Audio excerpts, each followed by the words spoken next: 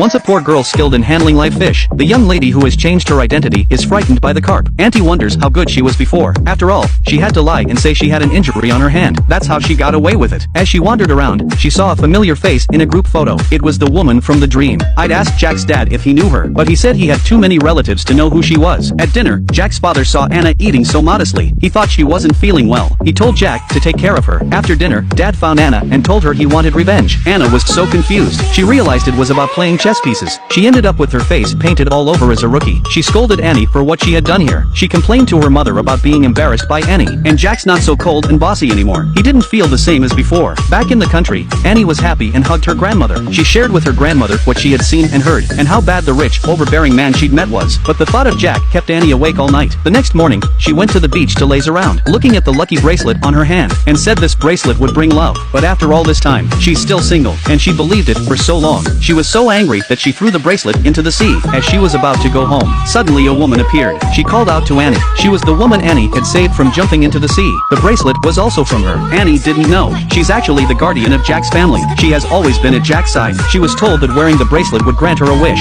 She took the bracelet and believed in her once more. No sooner had she put the bracelet on than Mike appeared in his car. The gods of the house warned her, whatever happens in the future, she must bear it alone. Annie looked at the bracelet thoughtfully. She turned her head and ran with excitement. Grandma had prepared a lovely meal for Michael. He asked Annie if she wanted to open a shop in the city, but she was still thinking about it because of her grandmother, because this was not only her roots, it was also the place where her parents had died. It turns out that when Annie was 13 years old, her parents had died while fishing at sea. Mike grabbed Annie's hand and offered her comfort. On the other hand, Linda sends a lot of cosmetics to impress Jack's nanny. She pries out the secret of the CUI family curse from her. Linda remembers why Jack's mother told her to be patient. Meanwhile, Jack's mother takes Anna to pick out a wedding ring. Linda also gives her a wedding present and says she surrenders. She would never interfere with their relationship again. Without knowing it, she was rejoicing. The wedding day will come soon. After all, she came to see Jack. Jack said he didn't have the bracelet he never wore. Anna had to say she was tired of wearing it. She called Jack and arranged to have her wedding photos taken tomorrow. Suddenly a car collided with her head-on. Jack heard Anna's screams. He rushes out of the office in an uncharacteristically calm manner.